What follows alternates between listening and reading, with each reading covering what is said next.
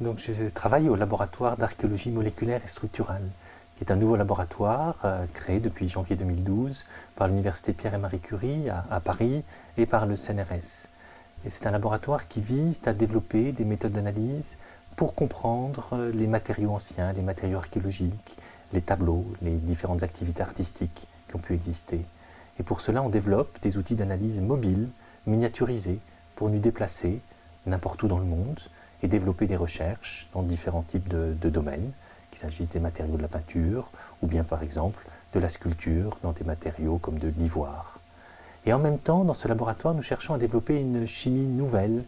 une chimie qui vise à comprendre des phénomènes de vieillissement des molécules, non pas à l'échelle du temps qui est le nôtre habituellement dans un laboratoire de chimie, mais avec des échelles de temps qui sont les siècles, les millénaires, ceux de l'histoire, et de là essayer de voir comment certaines molécules, certains assemblages moléculaires ont pu évoluer et essayer d'en déduire des informations par rapport aux théories actuelles de la chimie. Donc nous avons pour cela travaillé sur des œuvres exceptionnelles, particulièrement rares, très fragiles, parfois totalement intransportables. Aller étudier des peintures dans une grotte préhistorique, aller étudier un tableau de Léonard de Vinci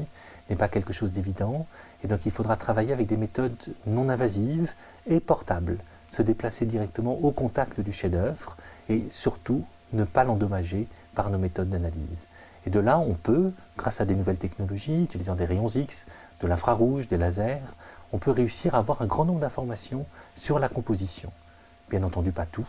Et à ce moment-là, dans certains cas, peut-être moins prestigieux que ceux que je viens de citer, on pourra effectuer des prélèvements et utiliser d'autres dispositifs analytiques, par exemple les grands instruments, le rayonnement synchrotron, ou bien des instruments plus conventionnels de laboratoire, par exemple pour analyser la matière organique, où les techniques de spectrométrie de masse sont toujours totalement indispensables. Ces analyses physico-chimiques ont, je dirais, plusieurs enjeux dans le domaine de ces matériaux anciens. Il s'agit d'une part d'un enjeu immédiat, celui d'aider le restaurateur qui doit travailler sur une œuvre pour la remettre en valeur, retirer des altérations issues de différentes actions qui ont pu exister au cours du temps. Aider également le juge quand il devra affronter des problèmes de contrefaçon pour savoir s'il est en présence d'un réseau qui fabrique des faux tableaux,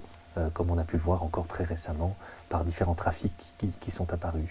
Et puis on a une recherche beaucoup plus fondamentale de production de connaissances sur notre histoire, l'histoire des sociétés, les commerces, les échanges de matières premières entre différentes civilisations,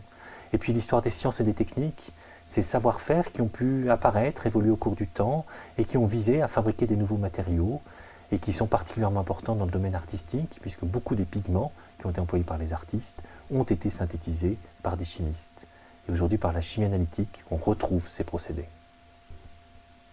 L'utilité des approches analytiques pour les matériaux anciens n'est pas quelque chose de nouveau, et au XIXe siècle, les premiers chimistes, les premiers analyticiens se sont intéressés aux matériaux anciens. Chaptal, Berthelot, Pasteur ont fait des analyses qui ont nourri les réflexions, notamment des archéologues,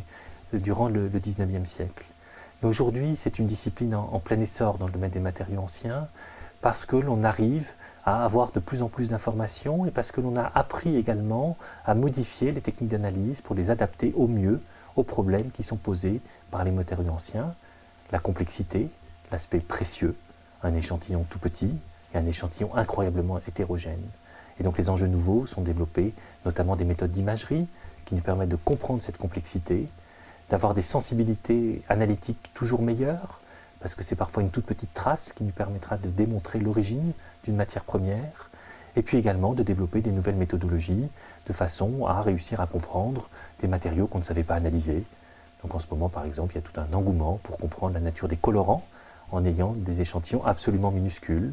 comprendre le vieillissement des protéines et comprendre leur nature à partir de la protéomique, etc.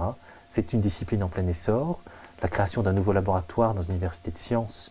le laboratoire d'archéologie moléculaire et structurale, en est un élément, puisque maintenant on va aller au-delà aussi de cette recherche et aller vers l'enseignement et créer des nouveaux cursus qui permettront à des jeunes d'approcher la chimie analytique à travers l'histoire.